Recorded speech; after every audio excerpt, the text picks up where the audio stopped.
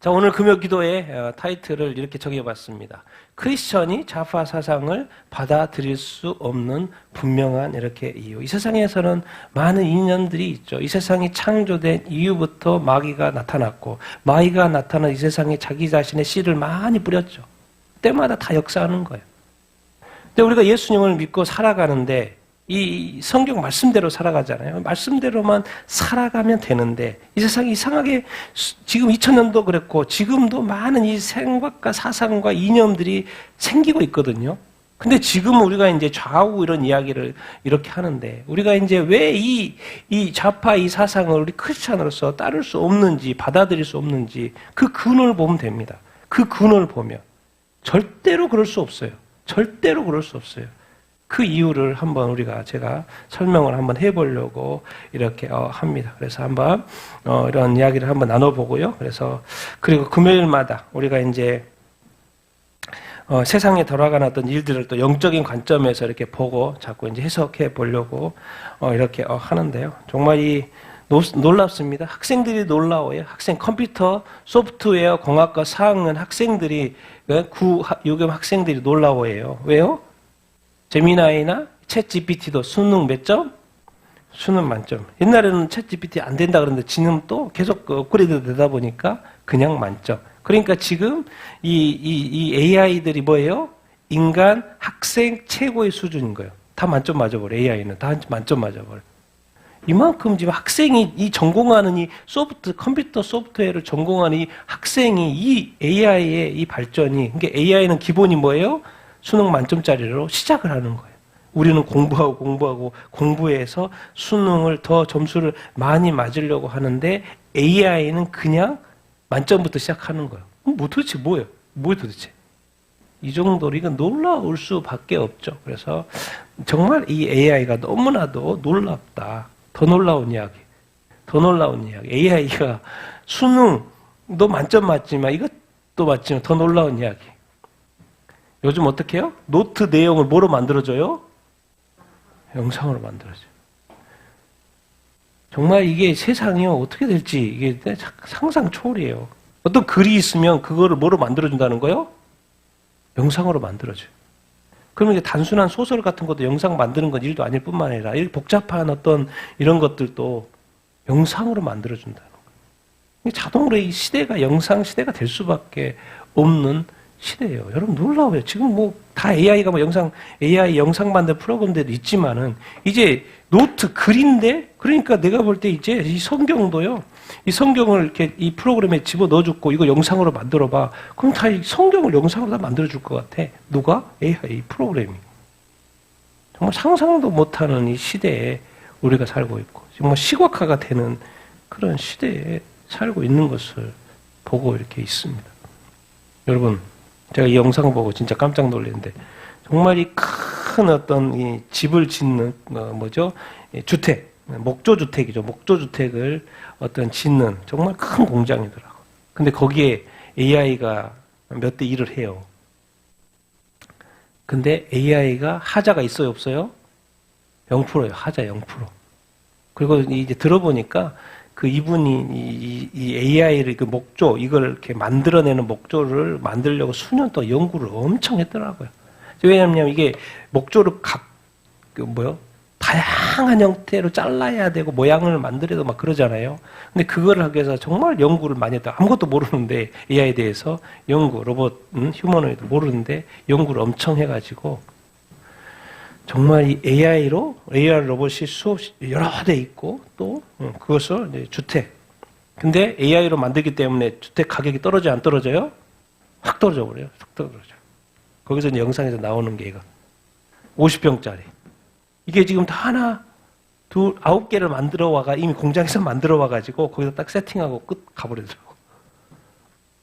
안에 시설 다 만들고 왜냐면 배수 이런 거요 다 돼가지고 와가지고 나머지 작업만 하면 되는 거죠. 공장에서. 근데 이거를 로봇가 재단하고 뭐하고 이런 부분 또 나머지 부분 인간이 또 해야 될 부분도 많이 있더라고요. 그런데 이것을 50평짜리인데 그냥 공장에서 만들어 와가지고 9대가 와가지고 딱 맞춰놓고 가버리더라고요. 이런 시대가 돼버렸어요. 집 하나 50평짜리 만드는 것도 일도 아니고. 그리고 주택 가격이 뭐예요? 반값. 누가 만드니까? AI가 만드니까. 앞으로도 한 150억 더 투자한다고 그러더라고. 돈 많이. 더 쉽게, 더 짧게. 그러니까 뭐요? 집 하나 만든 것도 며칠 만에 근데 돼버리는 거예요, 이제. 이런 집이. 놀랍죠? 시대가, 이 AI 시대가 정말. 그럼 당연히 삼성도, 옛날에는 뭐 현대자동차 막 이야기했잖아. 아틀라스 이런 거 이야기했잖아요. 이제 삼성전자도 휴머노이드, 돌연, 뭐요? 상용화. 뭐 이런 타이틀. 평택공장 로봇으로 싹 갈아엎는다. 그럴지 안 그럴지 봐야 되겠지만은 2030년이에요. 지금 우리 2026년이에요. 4년. 2030년 전 세계 공장에 AI 자율공장 전환을 지금 삼성이 했어요. 지금 현대는 자기 공장에 로봇을 투입해가지고 저기 뭐 공장을 자동차를 만들려고 그러는데 이제 삼성은 뭐 반도체 만들고 뭐 이것저것 많이 만들잖아요. 전 세계 공장이 2030년 몇 년 안 남았어요. 몇 년 안에 AI 자율 공장 전환을 지금 선언하고 그리고 지금 막 이야기 뉴스 들어보면 막 전 세계 유명한 AI 사람들 영입하고 왜냐면 이게 이제 그 손동작이에요, 손동작. 걸어다니는 게 문제가 아니고 지금 자세한 또 세부적인 또 손동작 그거를 더 활성화시키기 위해서 이렇게 안 하면 또 안 되죠. 왜 전 세계 공장들이 테슬라도 그렇고 공장들이 다 로봇을 만드니까 가격이 확 낮춰지는데 안 할 수가 없죠. 안 그러면 안 팔리지. 그러니까 여기도 이제 앞으로는 이런 AI 자율 공장이 될 수밖에 없기 때문에 삼성도 미리 지금 말하고 세계 여기 유수한 인재들을 영입해가지고 계속 준비해 가는 그런 공장. 그러니까 삼성 자체 내에 자기가 개발한 AI가 나온다는 거예요. 삼성에서도. 정말 놀라운 시대에 지금 살고 있다는 것을 우리가 이렇게 해야 되고 속도가 빨라지고요. 이게 앞으로 어떤 근로 환경들이 참 많이 달라질 것 같아요. 이번 주에 이제 요즘에 계속 이야기가 뭐예요? 트럼프와 이란과 또 미국의 어떤 이 전쟁 이야기 이렇게 이제 너무나도 미국에서는 계속해서 미사일을 쏘고 여기저기 폭격을 하고 있고 5,000곳도 이상을 막 때렸기 때문에 5,000곳 때릴 곳이나 있나 싶을 정도인데 5,000곳 이상을 지금 이미 때렸다고 그러고 그래서 미국, 이란 해군, 공군 이미 사실상 파괴 한 80, 90% 정도는 뭐 미사일이고 발사되고 뭐 이렇게 드론 공장 만드는데 근데 이렇게 파괴가 많이 됐다고 이렇게 해요. 근데 아직 전쟁 끝나지 않았죠. 왜? 전쟁하는 목적이 있기 때문에 그게 달성이 돼야 전쟁이 끝나는 것이죠. 그래서 어쨌든 테헤란도 엄청난 폭격을 이렇게 하고 있고 우리가 지금 6.25 전쟁 경험하지 못한 세대가 이렇게 살자는 거 전쟁이 뭐지 그런데 지금 우리 눈에 21세기 전 세계가 지금 전쟁이 뭔가를 지금 보고 있어요. 이 세상에서 제일 확실하게 최고로 개발된 무기를 가지고 지금 전쟁하는 거죠. 실제로 우리 눈에 지금 보고 있는 시대죠. 그런데 놀랍게도 미국이 지금 전쟁하는데 뭘 이용해요? AI를 이용해요. 그러니까 타겟 설정하는데 얼마나 걸려요? 몇 초밖에 안 걸려요. 몇 시간, 며칠 걸리던 이 과정이 지금은 AI를 사용하니까 타겟 설정이 어디를 해야 될지 금방 나 몇 초 만에. 그러니까 뜨면 뭐요? 비행기가 떠가지고 때리고 이게 시간이 걸리지 않는다는 거예요.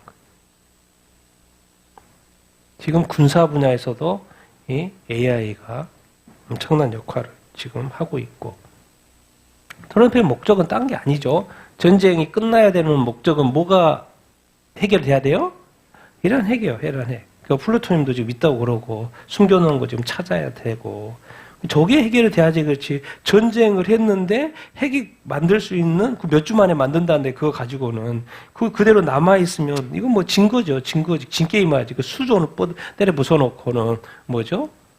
이게 지는 거죠. 그러니까 이거 찾을 때까지 계속 하겠죠. 뭐 제가 볼 때는 오래 걸리지는 않을 것 같고.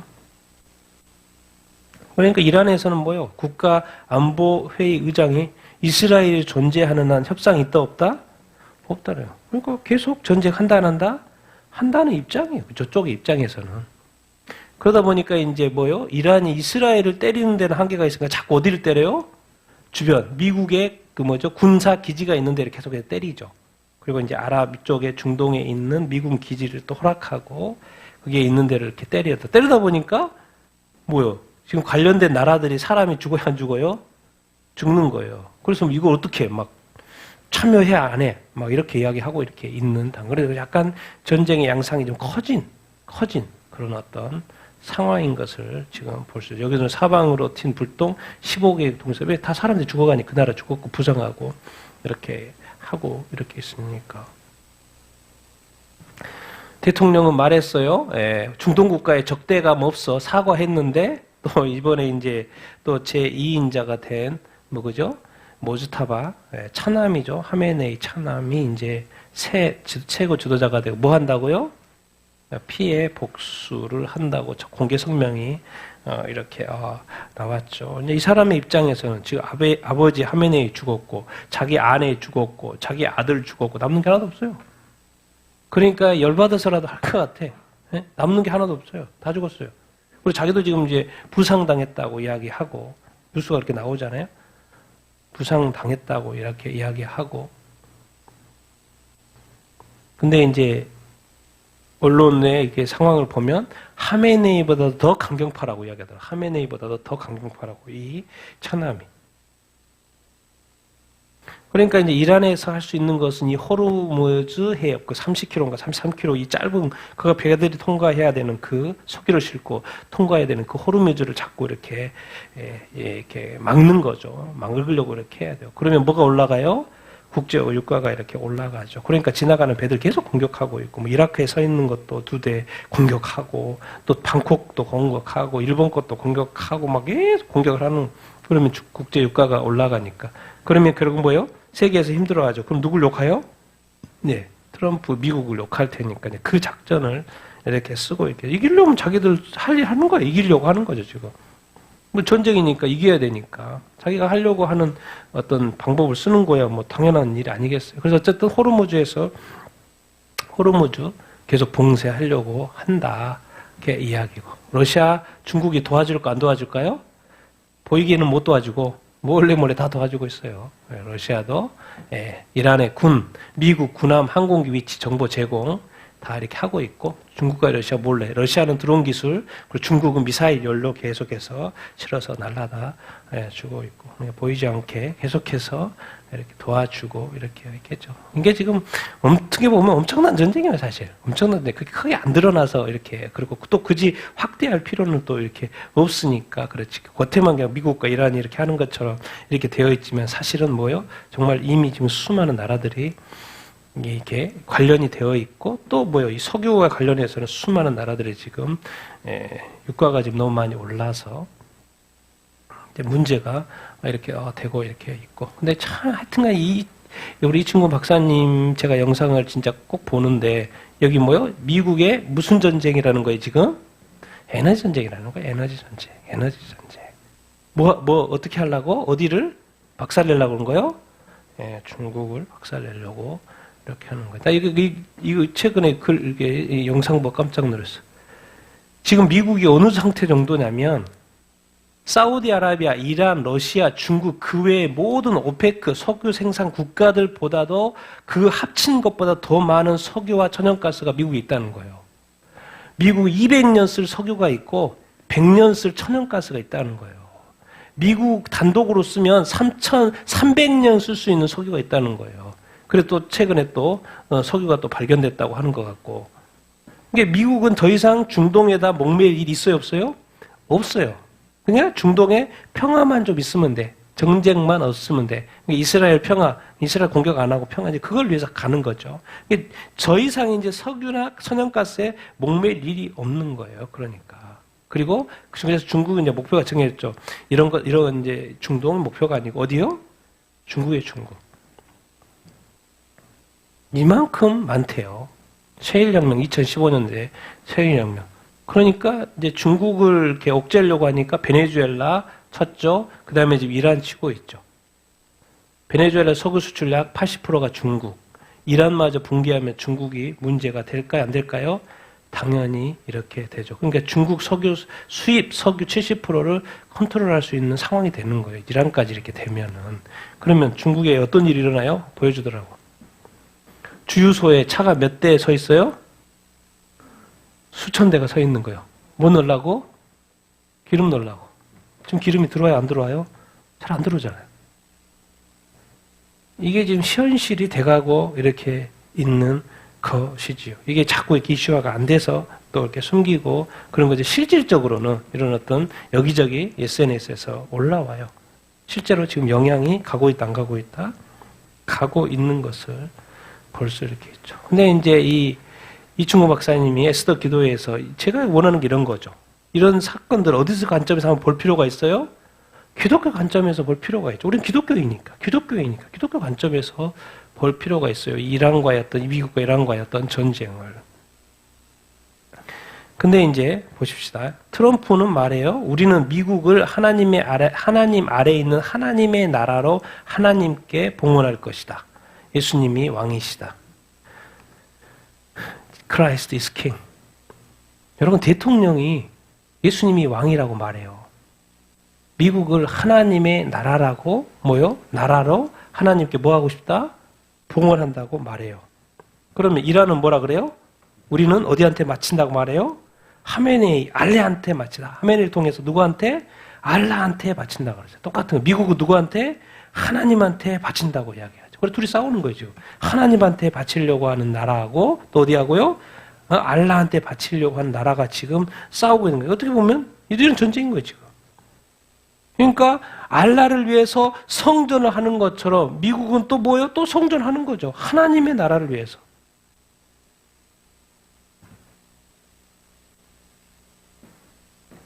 피터 헤그세스 이 국방장관인데 크라이스트 킹이에요.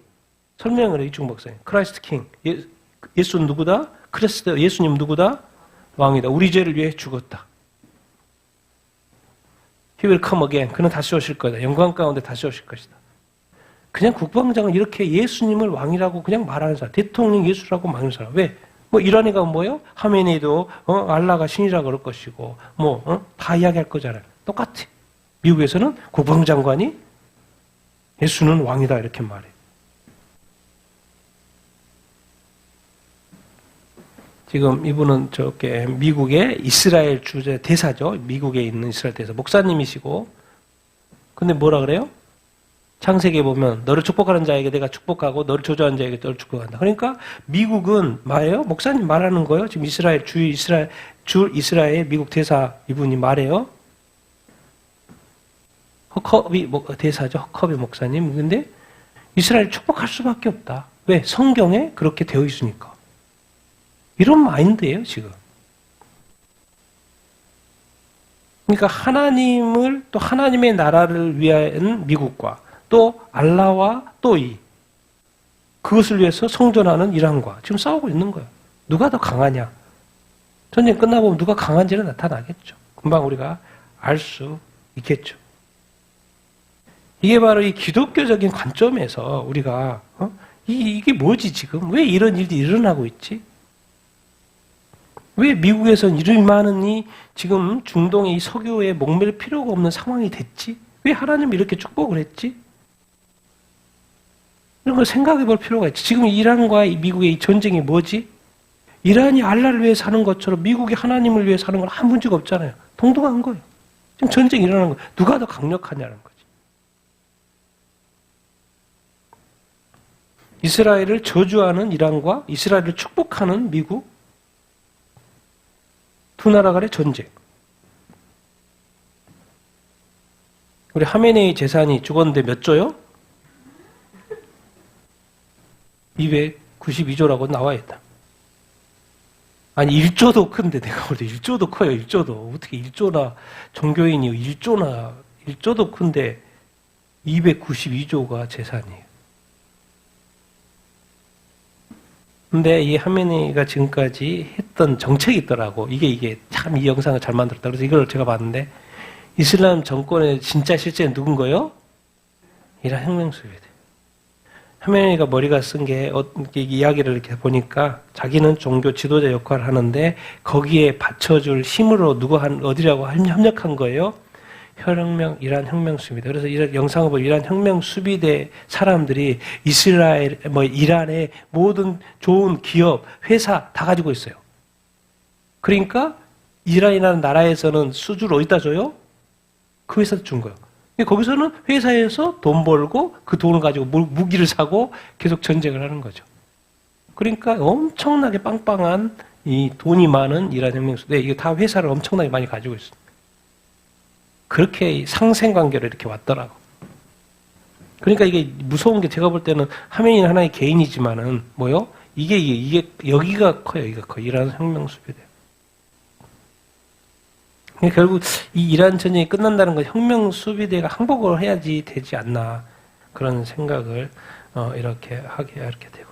뭐 그건 둘째치고 종교인으로서 하메니는 그러면 알라를 섬기니까 몇 조? 도대체 이 많은 돈을 가지고 가서 뭐 하려고 이렇게 그러지? 종교이면서 정치까지 여기는 또 같이 돼 있으니까.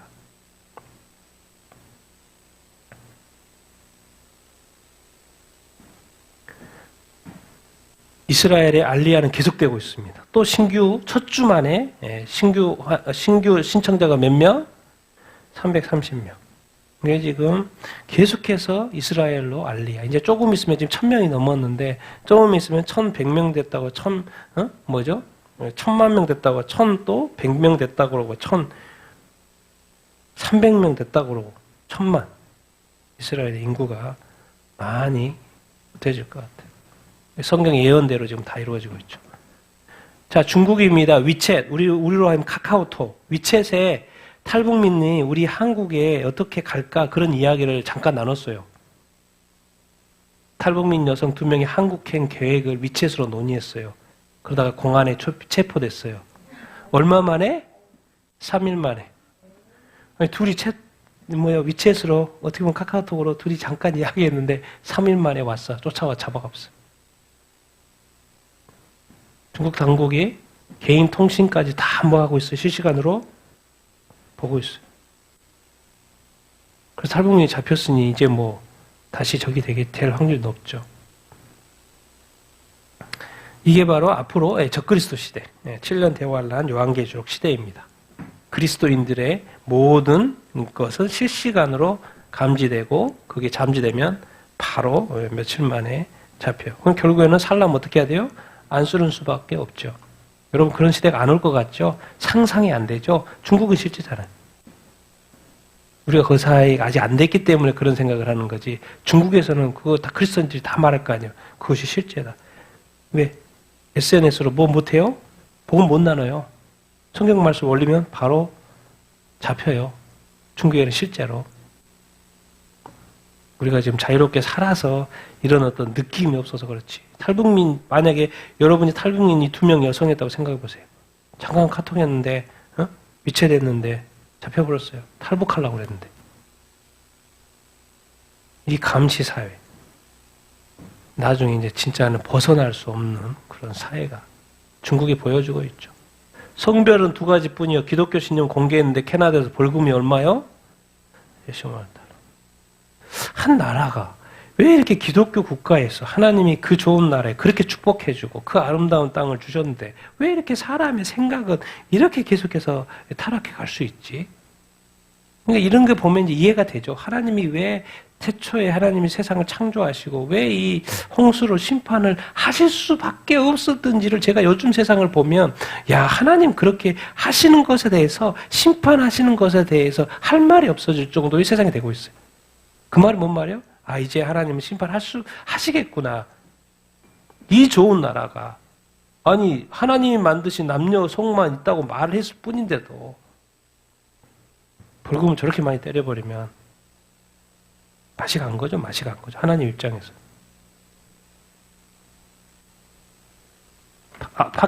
아프가니스탄, 탈레반 뭘 허용해요? 아내 폭행을 허용해.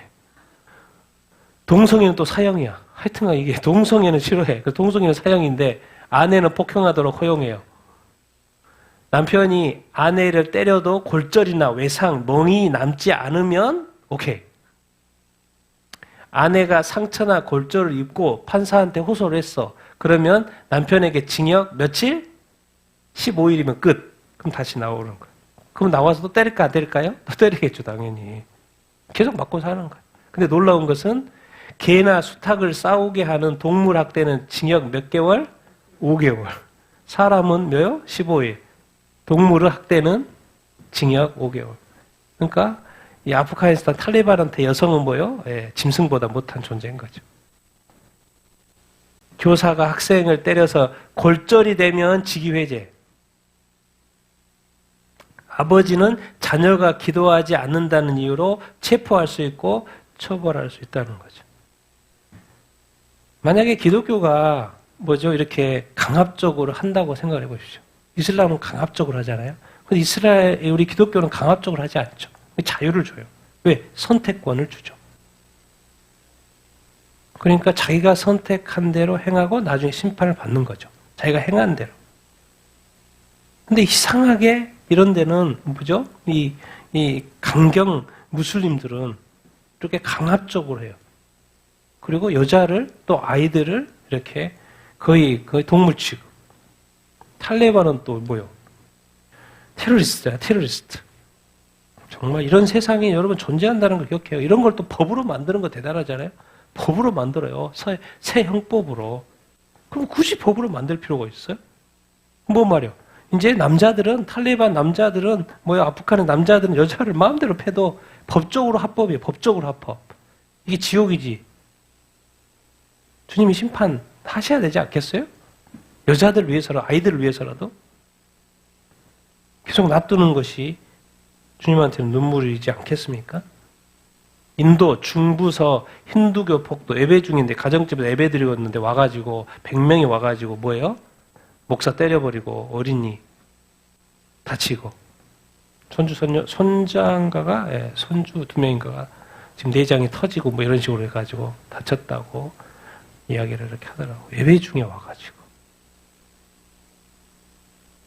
참 이게 인도 마하라슈트라 또 반개정 법안이 뭐가 됐어요? 승인이 됐어요. 이미 12개 주에서는 인도 같은 경우는 저희가 되죠. 반개정법이 있죠. 근데 이번에 또 인도 마하라슈트라 반개정법 법안 통과. 이것은 보석이 허용이 되지 않는 범죄. 자, 종교를 바꾸려면 어떻게 해야 되냐?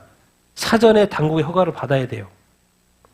내가 힌두교에서 기독교로 가려면 사전에 당국의 허가를 받아야 돼.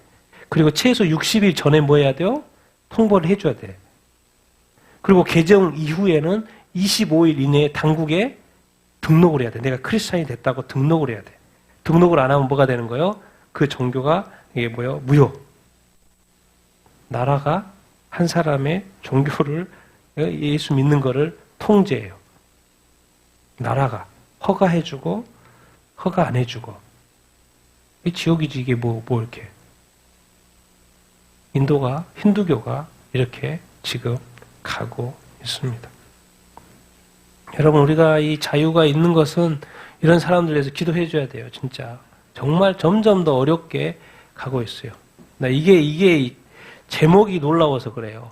유럽이요. 반기독교 범죄와 압력이 증가해. 유엔 전문가들이 종교 자유가 시급하다는 거. 어디에?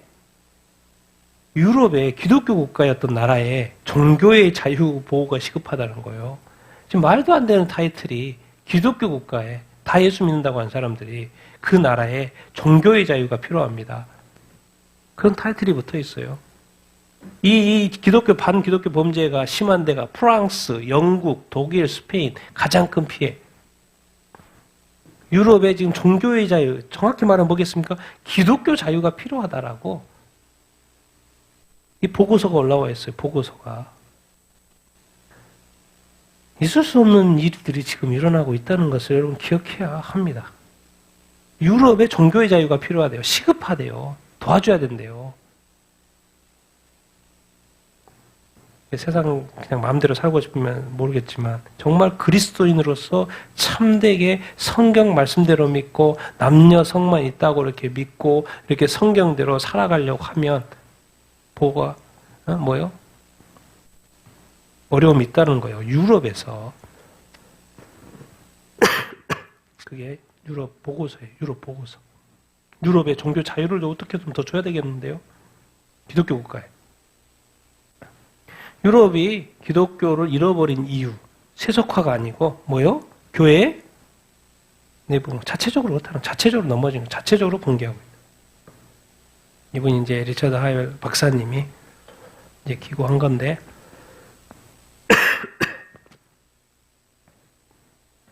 유럽 자체가 기독교 문화예요. 모든 게 기독교. 유럽은 예술, 음악, 도덕적 언어, 대학, 공적, 상상력 모든 게 기독교였던 유럽이었다. 근데 앞에 기사 뭐예요? 그 유럽에 종교의 자유, 기독교의 자유가 필요하다는 거예요. 말도 안 된다. 근데 성공 속에 뭐가 있었다는 거예요? 이 기독교 국가였는데 거기에 독이 들어있었다는 거예요. 기독교 문명 자체가 기독교가 문명이 되었을 때, 문화가 되었을 때, 우리가 이제 313년에 로마의 박해를 받다가, 기독교가 어떻게 됐어요? 로마의 국교가 이렇게 됐죠. 그게 좋을 수도 있고 나쁠 수도 있고, 로마의 박해를 받을 때에는 어려움이 있었는데, 또 이제 완전 자유가 주어졌을 때, 유럽이 그랬다는 거. 완전 기독교 문명이 되었을 때, 영향력은 있지만 그 명확성을 자꾸 잃어버렸다. 오히려 자유가 있으니까 뭐 하다라는 거예요? 쇠퇴. 편안하니까 더 쇠퇴. 영적으로 더 약해져. 그러니까 교회 건물은 있는데 뭐가 없어요? 신앙이 문제가 생기고. 교회의 성례는 계속 유지가 되는데 회심이 없고. 교리는 정말 명확한데 뭐가 없어요? 거룩함을 다 놓쳐버리고. 그러니까 관습으로서의 기독교, 국가 전통으로서의 기독교, 민족의 기억으로서의 기독교. 그래서 이제 보네포 목사님 말씀을 이용하더라고요. 무슨 은혜? 값싼 은혜. 예수 그리스도의 십자가 은혜가 그냥 아무것도 아닌 값싼 은혜가 회개 없는 용서, 순종 없는 소속, 그리스도 없는 종교가 되어버렸다는 거예요. 유럽이. 그리스도의 문명은 끊임없이 유럽의 기독교 문명은 이야기하는데 거기에는 늘 빠져 있어요. 뭐가 빠져요? 십자가가 빠진다는 거예요. 그래서 유럽에서 진짜 부족한 이 글을 보면서도 마음이 아파.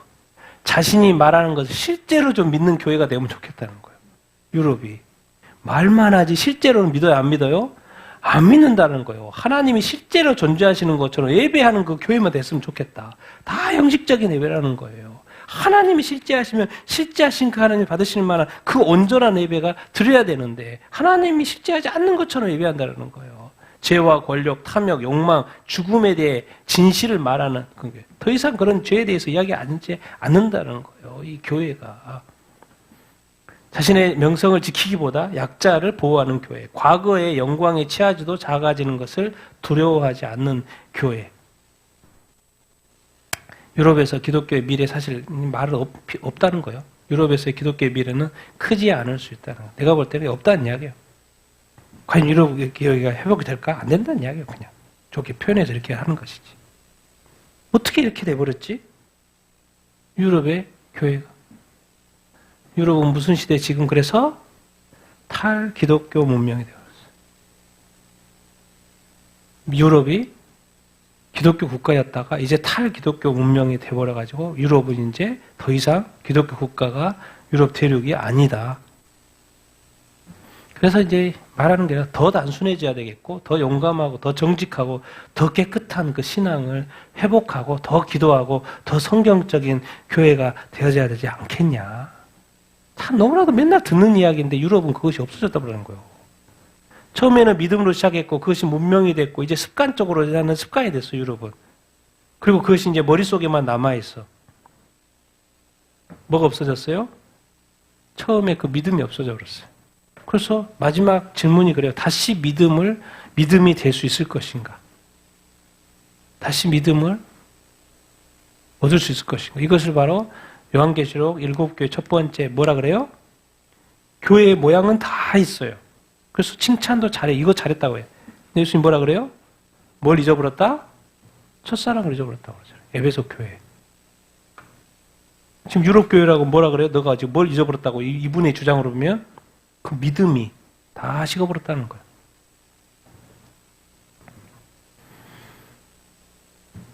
자, 미국도 점점 더 나는 미국이 무종교인 비율이 역대 최고라 그래 막 얼마나 되나 했더니 24%래. 1948년도에는 무종교인이 미국이 몇 프로밖에 안 됐어요? 2%밖에 안 됐다. 그러니까 미국은 1940년 지금부터 70년 전에는 미국은 다 100% 그냥 종교인이었다. 근데 지금 작년에 2025년도 역대 최고로 무종교인이 늘어났는데 그게 24%라는 거예요. 뭐 여기 이제 종교 혼합주의 영향이 있고 뭐 여러 가지 이유를 설명을 하는데, 그러니까 미국이 이제 기독교 국가라는 거예요. 기독교 국가. 정말 하나님이 마지막 때 쓰시려고 진짜 이 기독교 국가. 그래서 그렇기 때문에 선교를 했고, 그 선교가 또 우리 한국에 왔고, 또 한국이 또 이 조그만 나라이지만 그 미국의 선교를 받고 또 선교하는 나라가 됐고, 하나님 쓰신 거죠. 근데 이상하게 유럽은 저렇게 폭삭 망했는데 이 미국이라는 나라는 지금 대통령도 하나님이라고 그러고, 국방장관도 하나님이라고 그러고, 국무장관도 하나님이라고 그러고.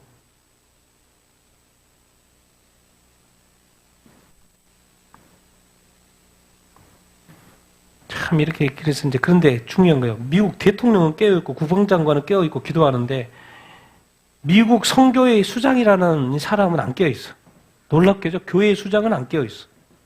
자, 교회의 세토는 지금 막, 정말, 이게 뭐, 여러 교단도 뭐, 세태하는 것도 알겠고, 그런 여기서 인터뷰하는 거예요. 우리, 이 성공의 교단 수장이니까, 넘버원이에요. 수장, 우리 세태론, 그런 거 다 거짓말이에요. 거짓말이에요. 지옥에서나 나올 만한 그런 거짓말이에요. 그렇게 이야기하고 있는 거예요. 수장이. 미국 성공의 총회장, 존 로우. 최근 인터뷰. 그래서 앞으로 재정비해가지고 앞으로 다 잘 나갈 거예요. 현재의 감소는 다음 단계 영적 도약을 위한 준비 과정이에요. 교회를 희망과 약속의 땅으로 이끌 거라고 말을 하고 있어요. 근데 최근 수십 년 동안 미국 선교회는 교인 수 감소, 예배 참석 인원이 크게 감소했어. 원인을 적고 있어요. 뭐 때문에요?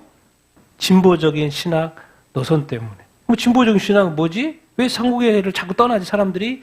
2003년도예요. 2003년도. 지금부터 20년 전에 미국 성공회가 공개적으로 동성애자를 주교를 뭐예요? 서품을 준 거예요. 그때 동성애를 받아들일 수 있는 교인들이 떠나기 시작해서 계속 떠나고 있는 거죠. 거기서부터가 문제가 있는 거예요. 그런데 지금 말하는 거요, 이 주교 총회장이 그런 거 그냥 잘 될 거예요. 잘 될 거예요. 그러고만 있다는 거예요. 200만 명에서 지금 3년 전에 154만 명. 세례교인 200만 명인데 지금 154만 명이 됐잖아요. 근데 지금은 2024년도에는 회원수 집계도조차도 안 해. 너무 많이 빠지니까. 예배 참석자, 회원수는 회원수고 예배 참석자.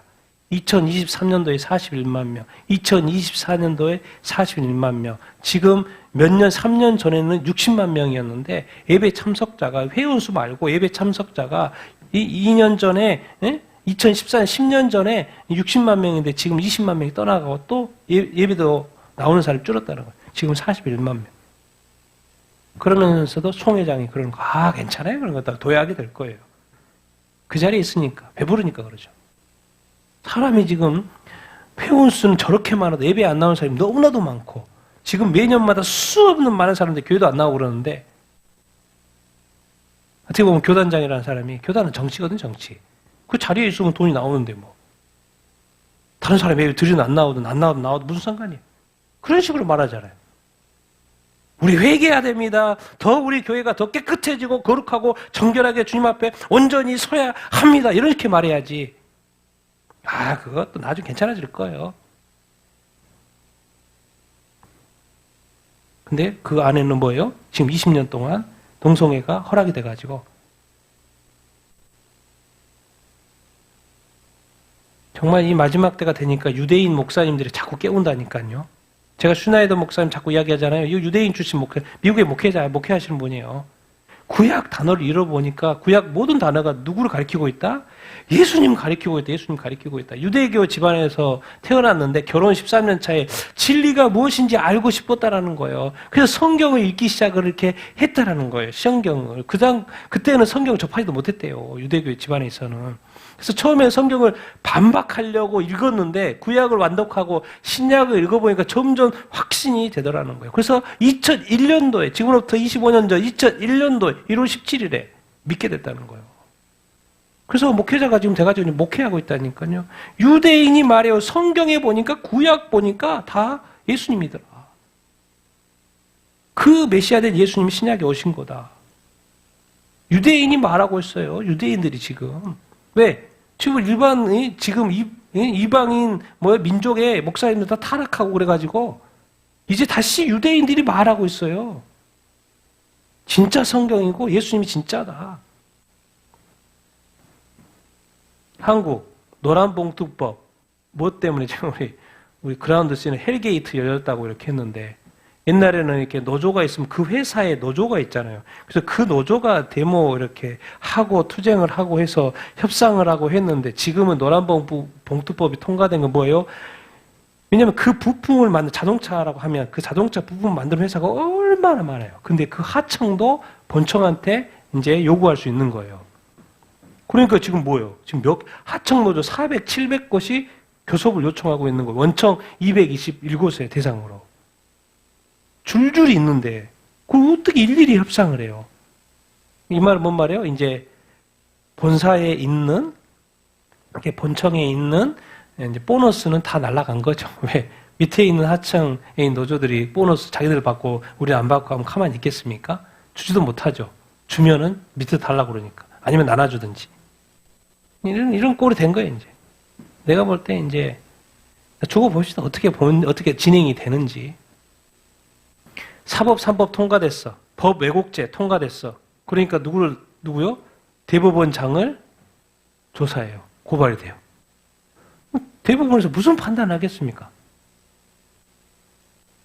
자, 우리 양문석 의원 이제 3심에 결론 났어요. 인정이 됐어요. 사기대출. 그래서 이게 혐의 끝났어요. 이제 국회의원이 아니에요. 더 이상. 근데 뭐 한다 그래 또? 4심제 통과됐잖아요. 뭐 한다고요? 재판소. 그럼 생각해 봅시다.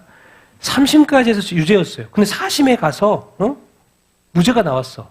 그럼 어떻게 되는 거야? 그럼 어떻게 되냐고. 3심을 했는데 유죄인데 4심에서 무죄야. 그럼 무죄예요, 유죄예요? 우리나라는 어떻게 점점 더 죄를 쌓고 있는 것 같아. 요즘 시대는요, 내가 죄를 지면 하나님 나를 벌하여 주시옵소서, 내 빨리 처벌받고 싶습니다. 나 빨리 감옥에 보내주십시오. 아니면 나를 빨리 망하게 해주십시오. 나를 좀 깨닫게 해주십시오. 내가 좀 회개할 수 있도록 이렇게 해야 된다니까. 주님 다시 오신다니까요. 죄를 가지고 사시면 안 돼요. 그런데 한국은 뭐가 하고 있어요? 지금 법들이 막 쌓아가는 구조로 가고 있어요. 때에 따라서 해야지. 그래서 제가 볼 때는 한국은 처벌을 받을 수밖에 없는 구조로 지금 가고 있어요. 죄가 쌓이는 건 하나님 심판을 하실 수밖에 없는 구조로. 우리 민족은 모든 것의 근원은 부정선거입니다, 여러분. 부정선거. 다 투명하게. 그래서 우리 선관위 투명하게 해줘라 이렇게 말했더니 겉에만 투명하게 하고 안에는 가려져서 안 가려져 있어요? 그래서 여긴 다 투명하게 또 안에 다 보이죠. 안에 보이게 혹시 이런 것들이 들어가 있을까 봐. 이거 안 접어졌잖아. 인쇄된 거잖아. 그러니까 안에 들어가 있는가 확인하려고 했더니 밖에를 바꿔주고 안에는 그대로. 정말 상상도 안 되는 일이 한국에서 이루어지고 있어요. 우간다. 아프리카 우간다에 한국의 이단들. 신천지 통일고 구원파 하나님의 교회 사랑하는 교회까지 이렇게 해서 우간다에 신천지 수료식에 이 우간다 사람 2,954명.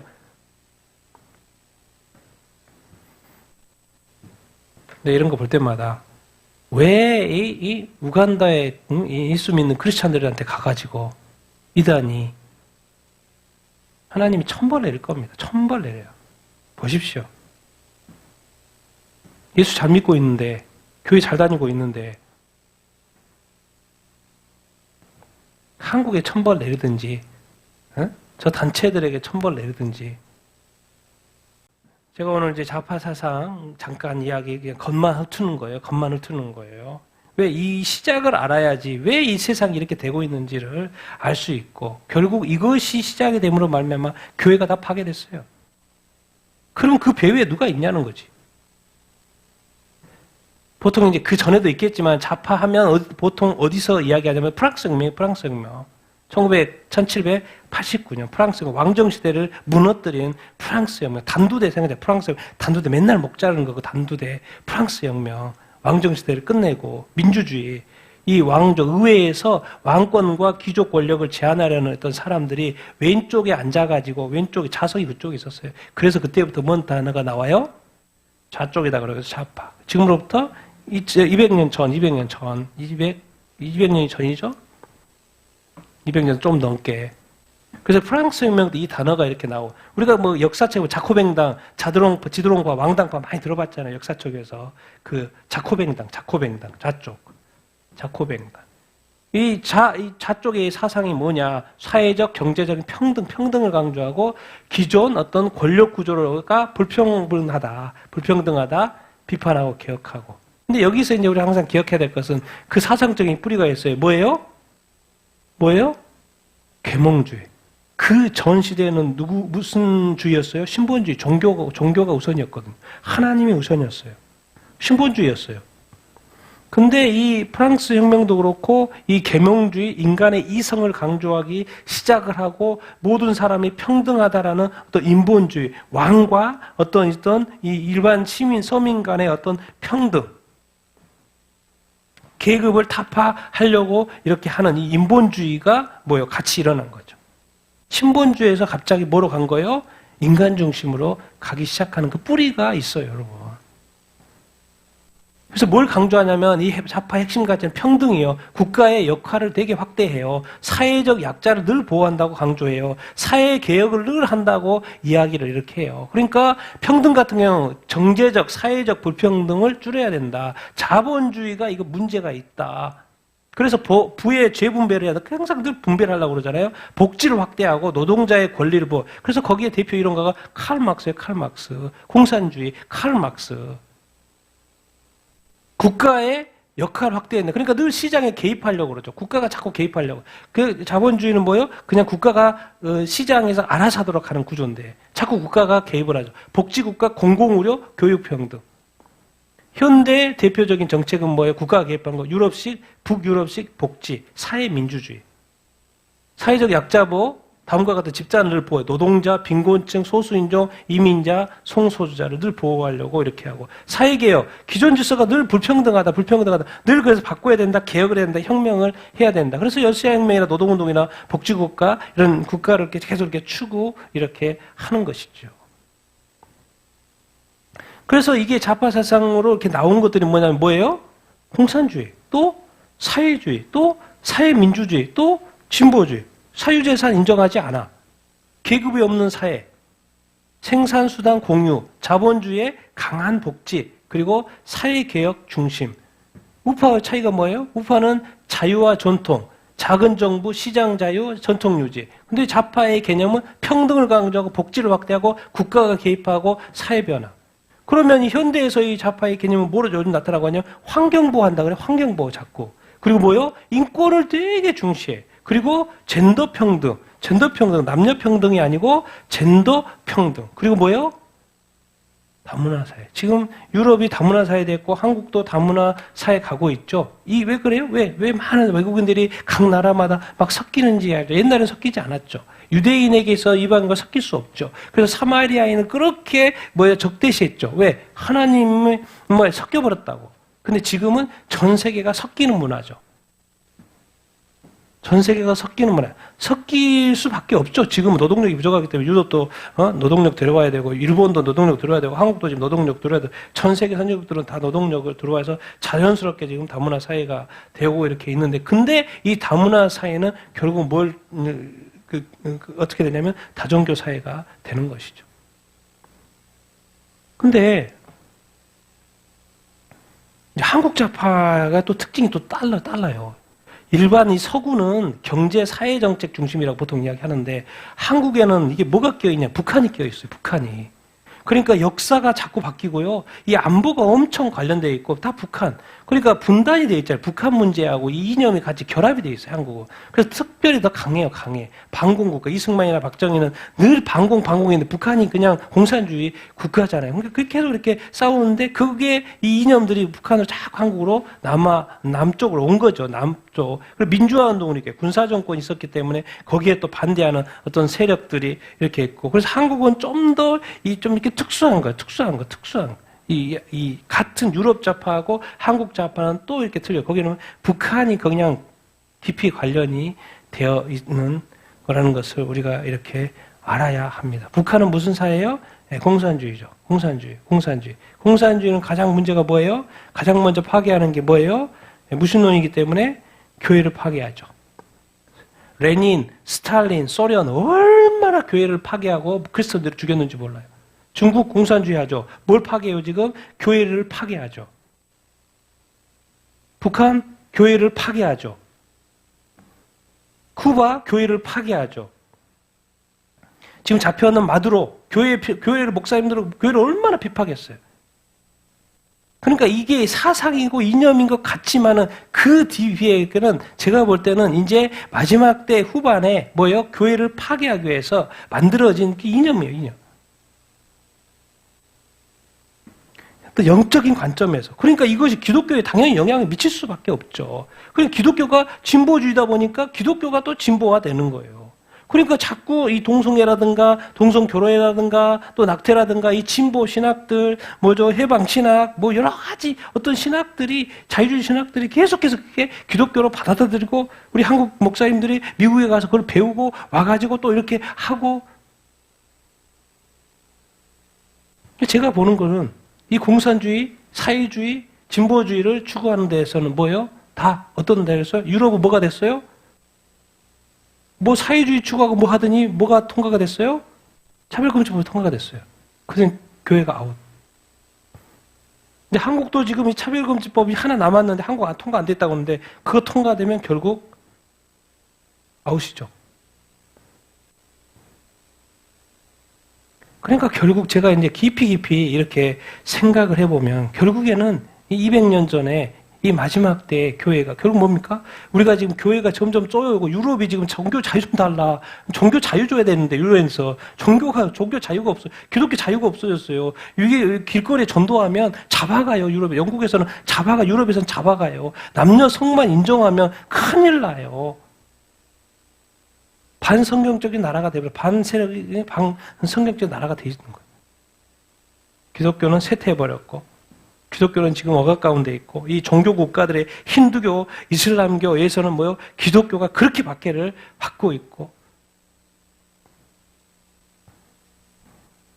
그래서 내가 볼 때 이것은 하나의 이념이라기보다도 그 뒤편에 약한 마귀가 종교를 특히나 이 기독교를 뭘 보여주는 거예요? 계속해서 기독교가 약해야 된다는 이 관점이 어디로 가냐면 이제 요한계시록 7년 대환란에 가면 중국이 정말 감시하는 것처럼 기독교와 교회에 대한 감시 사회로 이렇게 가는 거죠. 그러니까 좌파 우파를 떠나서 제가 그리스도인으로서 이런 사상이 공산주의와 사회주의와 이 사회민주주의 진보주의가 뭐예요? 기독교를 파괴하는데 차별금지법 찬성하고 교회를 무너뜨리려고 이렇게 하는데 북한이 중국이 지금 뭐예요? 푸틴은 러시아는 뭐예요? 러시아 정교예요. 히틀러가 기독교를 어떻게 망가뜨렸어요? 국가교회를 만들어가지고 교회가 자기가 2차 대전하고 유대인 죽이는 거를 축복하게끔 만들어놨어요.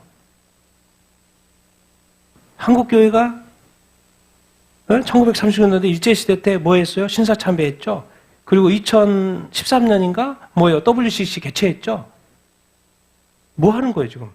교회로 하여금 뭐 하게끔? 배도하게끔 자꾸 세상에 만들어져요. 억압된 세상에 지도자를 축복할 수밖에 없어.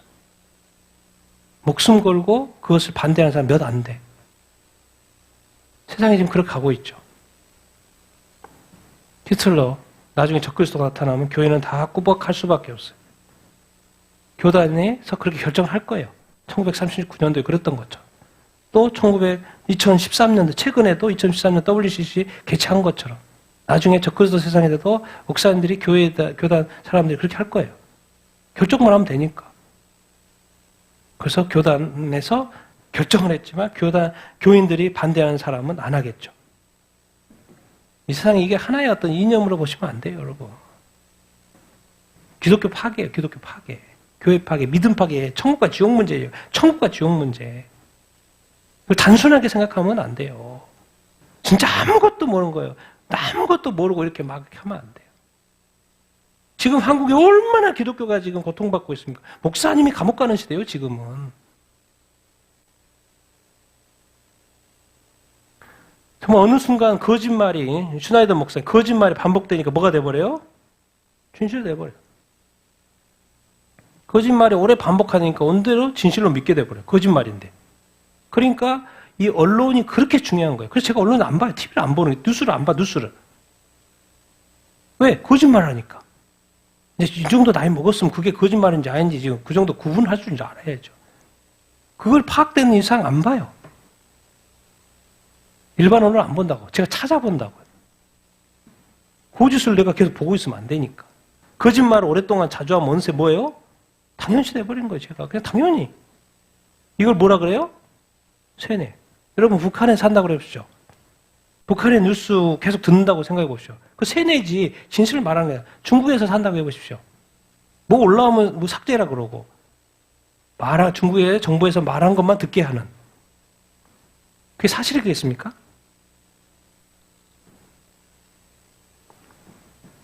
우리는 정말 어떤 거짓말을 듣고 있나? 크리스찬은 나쁜 사람들의 이야기를 계속 듣고 있어요. 전 세계적으로 뉴스에. 뭐가 목사님이나 또 교회나 성도나 누가 뭐 하나 잘못하면 뉴스가 전 세계로 쫙 퍼져. 그럼 결국 뭐예요? 기독교는 나쁘다. 전체가 나쁜 것처럼 뉴스가 계속 나오는 거죠. 근데 사실은 소수가 그렇지 진짜 수많은 교회와 성도들은 다 뭐예요? 신앙생활 잘하고 있어요. 이게 바로 언론의 역할이죠. 그래서 어떤 중국도 그렇고 북한도 그렇고 어느 공산주의 단체에서 가장 먼저 잡는 데가 뭐예요? 언론이죠. 언론, 방송. 왜? 거기서 내보낼 방송을 누가 결정하니까? 그 위에서 다 결정하니까. 이 뒤에는 누가 역사하고 있어요? 마귀가 역사하고 있어요. 크리스찬이 형편없는 사례라는 것을 계속 말하고 싶어서 마귀가. 그래서 교회는 박해도 돼. 죽어도 돼. 문제 많아. 예수님을 사랑하는 자들, 성경을 외치는 사람들. 예수님도 경고를 했어요. 예수님 때문에 모든 민족이 뭘 받을 거다? 미움을 받을 거다. 유대인들에게 말한 거지 마태복음에. 또 성도들에게, 교인들에게도 적용할 수 있죠. 예수님 믿으면 여러분 미움 받아요. 그게 정상이에요. 지금 시대는 미움 받을 수밖에 없어요. 예수 믿는다고 하면 좋아하지 않으니까. 불법이 성할 거라고 말씀도 했습니다. 불법은 뭐예요? 무질서하고. 지금 얼마나 무질서하고. 법이 다 없어졌지 않습니까? 많은 사람의 사랑이 식을 거라고 그랬어요. 왜? 법이 이렇게 다니까 사랑이 식을까? 나라를 위해서 기도해야 돼? 말아야 돼? 그러나 말해요. 우리는 끝까지 그리스도인으로서 뭐 해라? 세상이 미워할 수밖에 없는 상황으로 가도 예수님의 말씀에 순종하여서 뭐 하면서 살아야 된다? 서로 사랑하면서 살아야 된다. 끝까지 사랑하면서 산다. 그래서 요즘 시대만큼, 요즘에 또 한국만큼 그리스도인으로서 온전히 살기가 쉽지 않습니다. 예수 믿는 것이 정말 힘든 나라가 됐어요. 우리 대한민국. 제대로 믿는 거 봐. 제대로 믿는 거. 그래서 여러분들 정말 예수님을 정말 사랑하고요. 하나님을 사랑하고 하나님 가까이 하고 성경을 가까이 하고 계속 기도하고 또 인내하면서 살아야 될 줄로 이렇게 믿습니다. 이미 대세는 넘어갔고 이미 한 90% 나라가 넘어갔고 이제 얼마 남지 않았어요. 소수가 지금 뭐 투쟁하고 있고 아니라고 말을 해도 그게 뭐 지금 됩니까? 이거는 지금 미국, 이스라엘과 이란과 싸우는 것과도 관련이 되어 있고 나라가 넘어가는 것도 관련이 되어 있고 마지막 예언하고도 관련이 되어 있고 그래서 주님이 택함받은 사람은 적다고 우리 큐티 말씀 말하는 거예요. 다시 한번 읽어보겠습니다. 시작.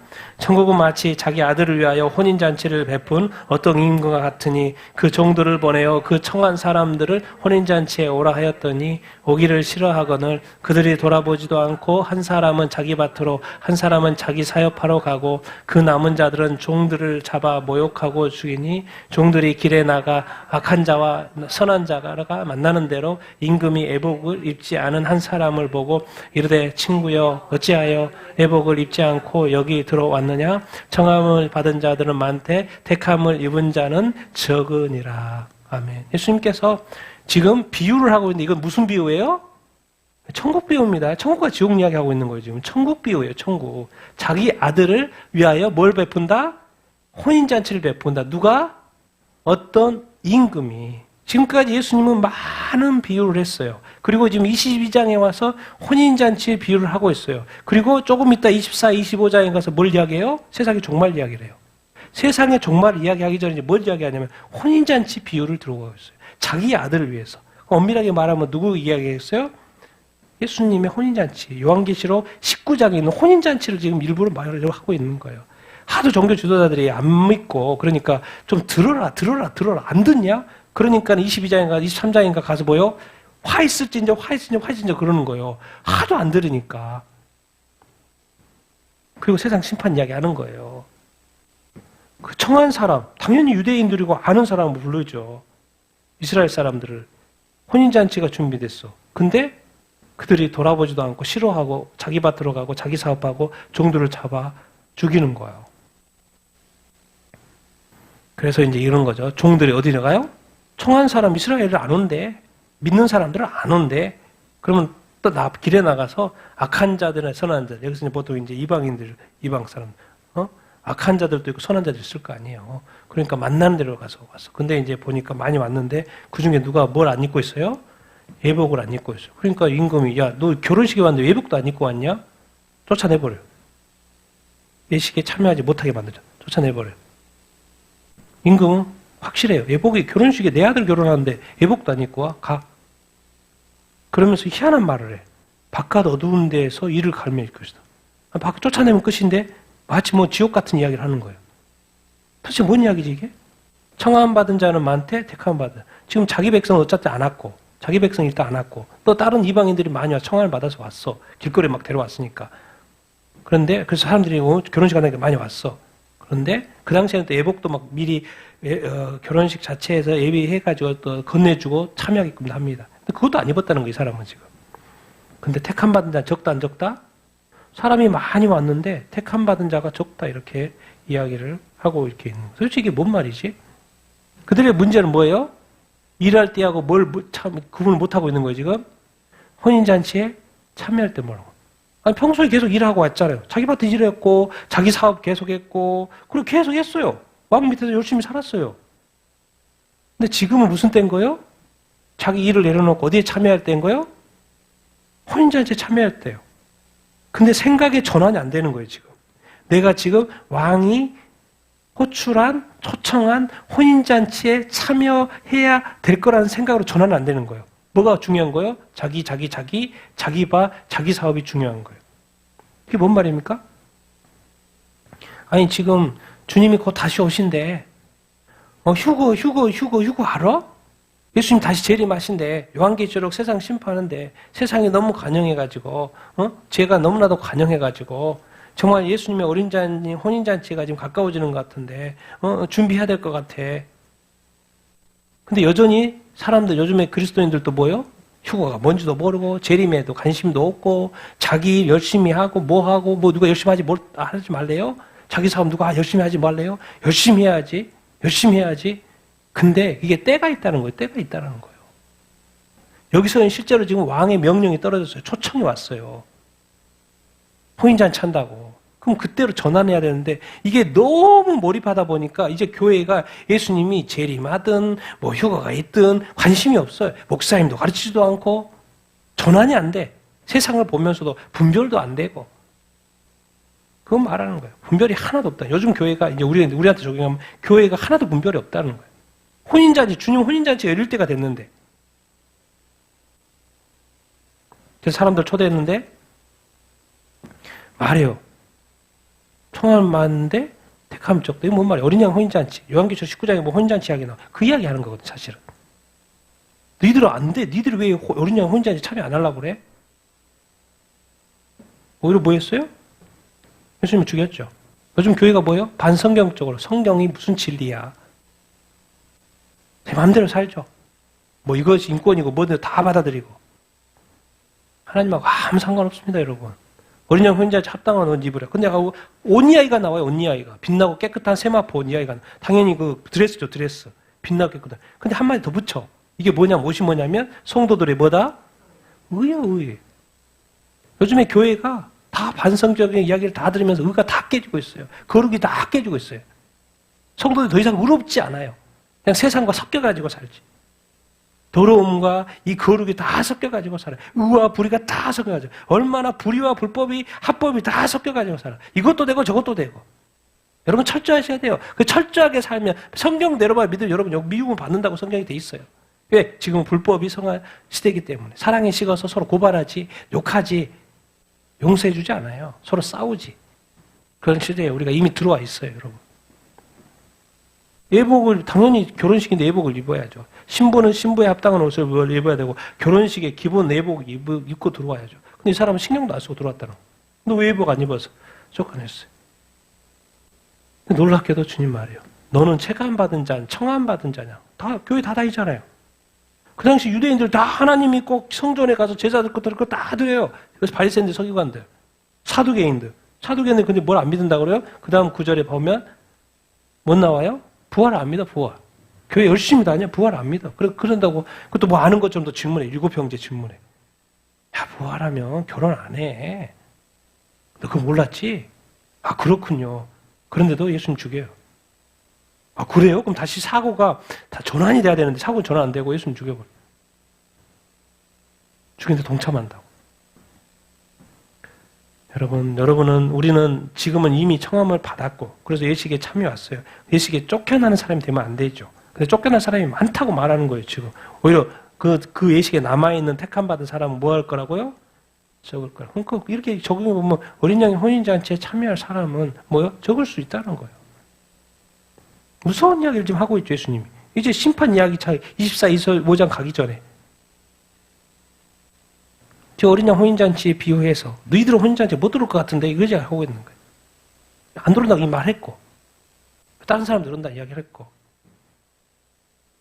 여러분 우리가 정말 이렇게 예수님을 믿고 살아가는데 정말 온전한 믿음, 깨끗한 믿음, 거룩한 믿음, 성경대로 그 믿음을 지켜간다는 거 얼마나 쉽지 않은지를 성경이 보여주고 있는 거예요, 여러분. 예수 믿는 것은 쉬웠죠? 근데 예수 믿는 믿음대로 성경대로 산다는 건 아주 어려워요. 정말 여러분 센서티브해야 되고요. 민감해야 돼요. 너가 정말 예수님 말씀대로 믿고 있는지 정말 이런 동성이나 동시자 차별금지법이나 이런 공산주의나 사회주의나 이 진보 이런 신학이라든가 이런 것들이 정말 맞는 건지 틀린 건지 생각을 해봐야죠. 틀린지 생각을 해봐야죠. 틀릴 수도 있다고도 생각을 해봐야죠. 그게 마귀의 역사일 수도 있다고 생각을 해봐야죠. 왜? 모든 공산주의 사회에서는 교회를 가장 먼저 파괴하니까.